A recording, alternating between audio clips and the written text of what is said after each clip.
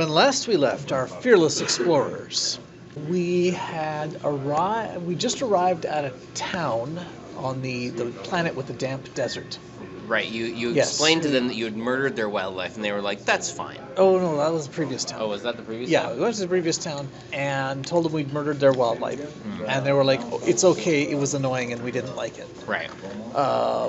So they told us about this larger town that was further downstream that had a temple. And they had a prophecy of some kind about a traveler that was crowned with the sky who would bring destruction upon them or something like that. Okay. And everyone got really interested in that. Pill especially got very interested because he wants to know about threats that could destroy civilizations. And so we go further downstream. And we eventually arrive at this larger town that has a temple up on a cliff. Sort of like a dual cliff. The river goes into a cliff where the town is, and it disappears into the cliff face. And then up higher, there's like a second cliff. It's like two kinda layers. remember There's this, like yeah. a terrace. Terrace. Right. That's the term. No one said the word terrace. A single terrace. Single terrace. Yeah. Anyway, that It's was important to have a war on terrorists. Yeah. Well, that was where the session ended last time. And so the session opened this time, and we went into the town. We were considering how we're going to approach this. Pill thought we should disguise ourselves as the aliens. Everyone else thought that was a dumb idea. Pill shrugged. They often think his ideas are dumb. This seems to be a running theme in the various campaigns I've been in. But anyway. And in real life.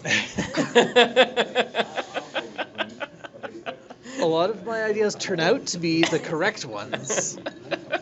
When you intend them to be. The rest of your ideas that you share Anyway. on their face. So yeah, we ended up just sort of going and like, let's just talk to them. Ask them, hey, can we go visit your temple? Can we hear about your prophecies and your religion and stuff like that? And they were very, nonplussed as soon as aliens showed up. But then also they were like, no, we don't share our prophecies and knowledge with outsiders. Who told you about this? We're upset. Oh, those heretics down the river. We hate them. Probably gonna destroy them off screen or something. I don't know. They didn't say that. That was just our theory. Yeah. Like, oh man, we got those guys in trouble now. Yeah, they're in trouble. And so we're like, oh, okay, well, we'll back off. Thank you for not immediately trying to burn us at the stake, etc. Well, they didn't seem. I don't think they even had the power to do that. They were just basically. I feel like basically what happened turned out to be pretty tough. Well, those were just but not the random. Yeah, I suppose. So that they were just sort of like, we were like, hi, and they're like, hi, and we super diplomacied them, so they were like, okay, we'll talk to you, and then they were like, okay, the temple's forbidden to outsiders, so you can't go in, and we were like, okay, we respect your religion, and left. Fearless explorers. Pill was a little bit upset by that. Yes, Pill was very upset. He kept trying to get everyone to split the party. Yeah, and because there was division, clear the lobby. There was Flint Daniels and was Chumley. Flint Daniels and Chumley were the ones who were like, let's not go into the temple. I feel like it was mostly Flint Daniels, because he was basically like, no, they said no, so we're not going to. Right. And everyone else except Pill was like, okay, whatever, we don't care. And Pill was adamantly, we need to investigate this. This is the sort of information we're out here to discover. And so then Pill was proposing. Well, no, it wasn't immediately, because then that was when we decided we needed to contact Sabine and see how she was doing. We had actually already contacted her in the night, and there's no answer, and there continued to be no answer. We decided to still go on to the thing, because I said, there's a high percentage chance that she's either just not answering or is already dead. The chance that we can do anything is low. So everyone was like, okay, whatever. So yeah, when the natives denied us access to their temple and their prophecy and stuff, Flint Daniels was very like, okay, we're not going in there, and Pill was totally, we need to sneak in there. And then Pill proposed that we split the party, with Flint Daniels and Chumley going back to the ship to check upon Sabine, and the rest of us would do survey things or something. Yeah, but systematically, he tried to like get everyone into his group. Yeah. But basically, Flint Daniels was like, we should go, and Chumley, I guess Chumley was also we should go because we should go take care of Sabine. Yeah. And everyone else is like, I don't know, we don't care, but between those, we're gonna go with Flint Daniels, not with Phil, who's terrible at lying, and it's obvious he's planning to sneak into the temple. Yeah. Yeah. So, despite Phil's objections, and we just basically left. Yep. Went back down the river, back towards. Well, there goes that story hook. Yeah. Well, Yeah, not it's like quite yet. the worst party ever. Our temple is forbidden. Okay. Sounds good. So we headed back and took another 2 days travel, get back to the ship. And when we returned there's no sign of Sabine. The ship has been partly repaired, but it looks like she stopped repairing it like a couple days ago or something. She's been kidnapped and put in the temple. Stop jumping ahead. Spoilers. Oh, I guess right. Shut up. Yeah, I think it was clear from Robert's tired expression that we were supposed to have discovered that Sabine was was kidnapped and bother to check in on her before we ever went to the temple in the first place. But we were like, she'll be fine. He's getting the full DM experience. Yeah. So anyway, we look around the ship trying to find her, and Pill was like, is Sabine or any pieces of Sabine around? You know, and I'm looking for her. And then I wind up stepping on her glasses, and I go, there's a piece of Sabine here. So and everyone was quite distressed because he's like, I found a piece of her, I found a piece of her, I found a piece of her face. Yep. And everyone comes over, that's just her glasses. Yeah, a piece of her face. Yeah. Weirdo. So we, where do we go from there? I think we headed back to the original village we went to because they were nice, and we figured we could ask them for some information about what might have happened. And was this how did they know? I think the tracks went in the direction of the cliffs. Yes. Then they took off like they were flying. Yep. And we were like, oh yeah, but we did go back to that. We guessed about the temple, but we went back to that other town first because they said that because Flint Daniels, because they communicate via mental images, showed them a picture of Sabine. Showed them a picture of Sabine in his mind, and they immediately freaked out, giving a sense of like great fear, because when she arrived, she could change her hair color, and she matched her hair color to match the sky because it was very interesting color, purple. Sabine did? Yeah. Or Sabine? Sabine. And of course, they have the prophecy that someone crowned with the sky will bring doom and destruction. Yes. Yeah. So after some discussion, they first were like afraid, but then they convinced them, hey, we're good guys. Our friends are good guys. So then they decided to trust them that she's not bad, but also, then she's in grave danger because the people from the temple would have got her and would probably be sacrificing her to the gods to eliminate her. So we head back to the town again with the temple. Back and forth. Excuse me, have you kidnapped our engineer? Well, we're pretty done with diplomacy here. So we I thought Flint arrived. Daniels was all about the diplomacy. He's also about the daring do. That's true. And now we're doing a rescue for a damsel in distress. And Chumley is totally, yes, a damsel in distress we have to rescue. So Who are the other characters again? There's Chumley, there's Dr. Yoon. Y-O-O. Lieutenant Excuse me, Hawking, that's mine. Right. And Hawking, yeah. So we climbed the cliff. We decided to do a stealthy sneak-in type thing because we're not allowed in there anyway. So there's no point in asking. Right. So we climb the cliff, and we all do really badly, except Chumley. And we all take a consequence from our terrible cliff climbing efforts. Right. So some of us take injuries. Pill decides his consequence is that his robot is running low on energy, so he's moving slowly. So he's going to miss his first move action that he tries in combat. It seemed like a decent thing. I injured my arms because I climbed the cliff way too fast without resting in like a really stupid way and got to the top and realized I severely injured my arms. Oh yes, Yoon dropped one of her weapons. She dropped her heavy laser or something? No, she dropped her rocket launcher. She had to, which was. Oh no, she dropped her heavy laser. Yeah. Sorry, I thought someone gave her a rocket launcher, but yeah, she dropped her heavy laser, so all she had was a rocket launcher. which seems fine for her. Yeah. So, and Who was the one that was crazy with the rocket That's launcher? That's Dr. Okay, Yoon. right. and I forgot. I still never got my boxing match. Someone was discussing that the strongest person would be in charge of the party, which doesn't really make sense, but whatever. And I was commenting that I was the strongest person, but I didn't need to be in charge. And somehow that led to challenging Chumley to a boxing match, but Flint Daniels forbid it until the mission was over. Yes. He'll interpreted it that whoever wins the boxing match will get to mate. Mate, who? I will observe and find out, I suppose. It's anthropological. But anyway. Yeah, in this case, you're the... you're the... Oh, blimey! So we climbed up the temple is on the terrace, so we are, having climbed a cliff, we're now at the entrance level for the temple. Presumably the natives fly up here or something. And so we sort of were now still faced with how do we approach this temple. We thought maybe we could climb up another level and then approach it from the roof or something, but we had just done a lot of climbing and we were all beat up from it, so we decided to just walk in through the front door. Right. So yeah, no subterfuge, nothing weird, just walk to the front door, walk in through the front door. We enter a big room. There's like rows of pews with all these aliens in them. Everyone totally they're silent anyway because they're telepathic. But they all just sort of turn, like stare, and like what? What do they look like again? Nobody knows.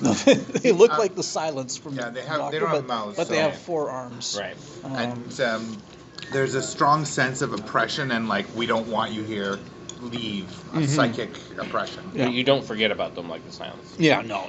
No, we just It's keep just making a that joke. joke because Robert actually has a few different pictures, but one of the Yeah. pictures is The for the silence. silence. So. Yeah. Do we keep making the joke, or is it always the first time?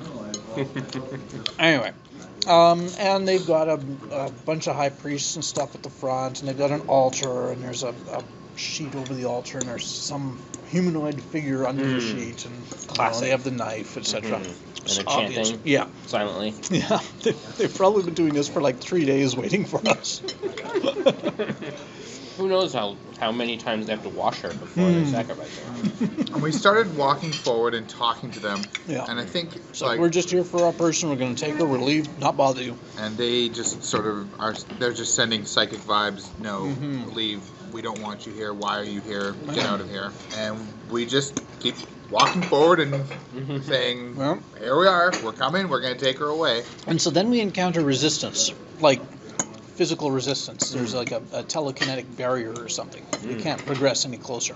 And So Chumley, did someone try throwing something?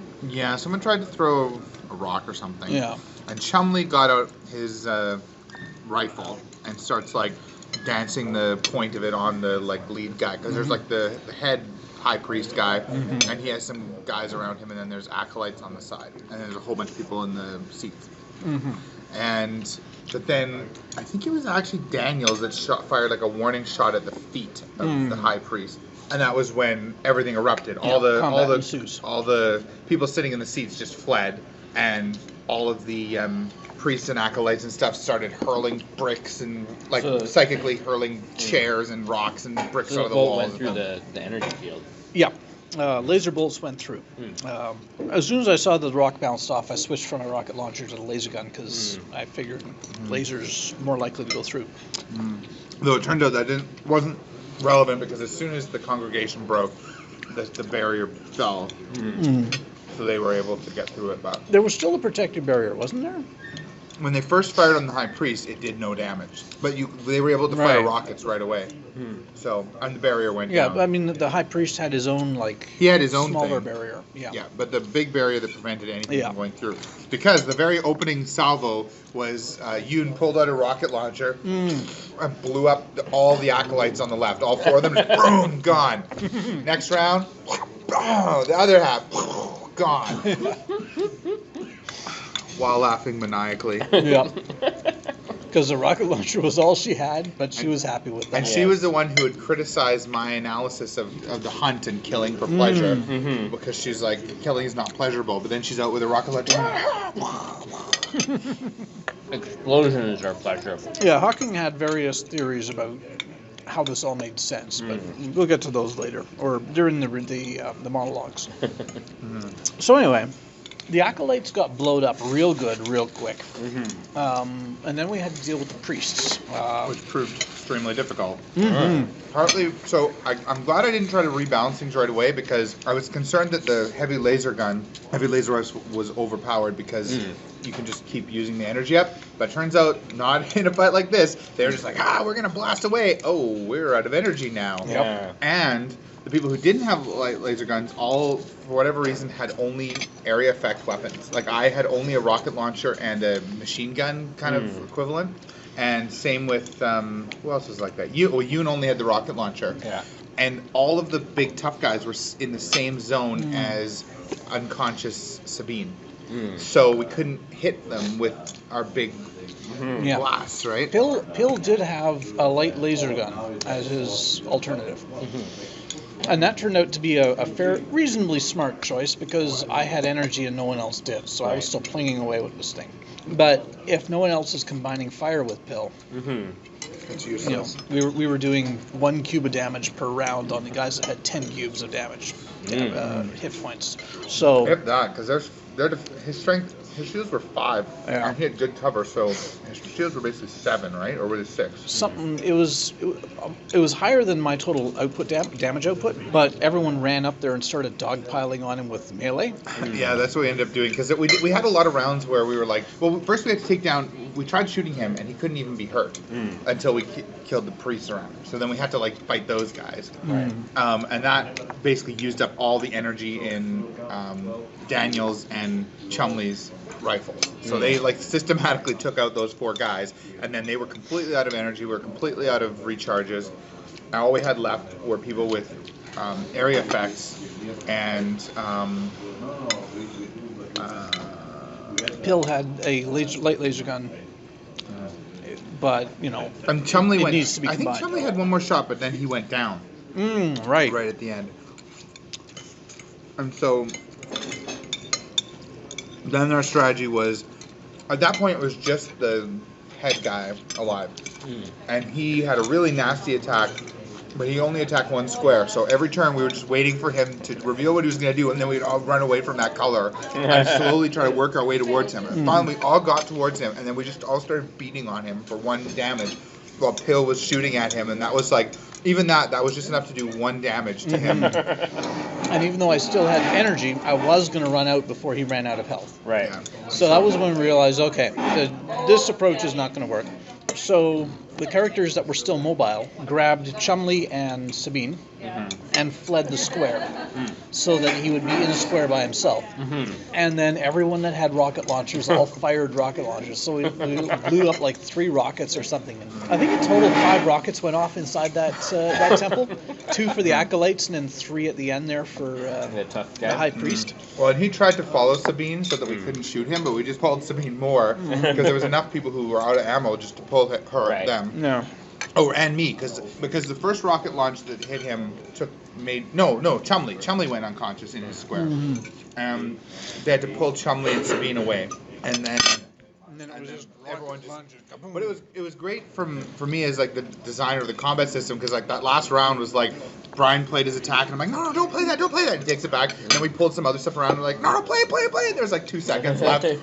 We walk out of this temple that's billowing smoke and the roof is caving in or whatever, and all the aliens are like standing back and letting us through because holy crap, we just killed all their priests and stuff.